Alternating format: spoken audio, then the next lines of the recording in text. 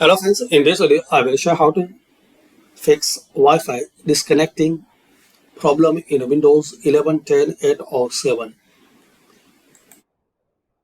Click on Start, search here Device Manager. Open Device Manager.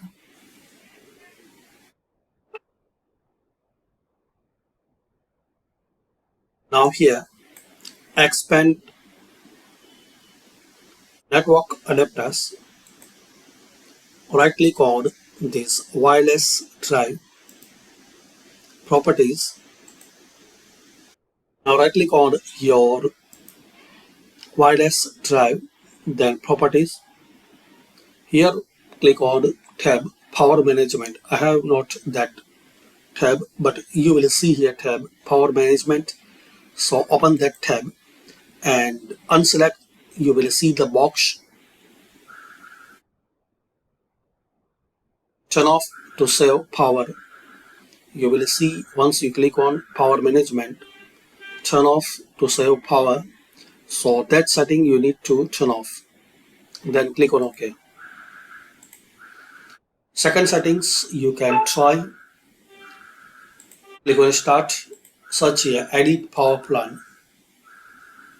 Open Edit Power Plan.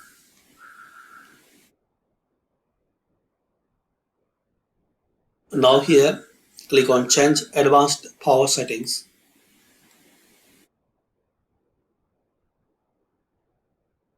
Now here guys you will see wireless adapter settings. This setting also I don't have, but you will see wireless adapter settings. So expand that.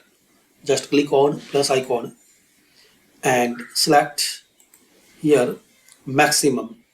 Once you see here option, so select maximum power. So this is the way guys you can fix and resolve Wi-Fi disconnecting problem in Windows. Thanks for watching. Comment this method work for you or not.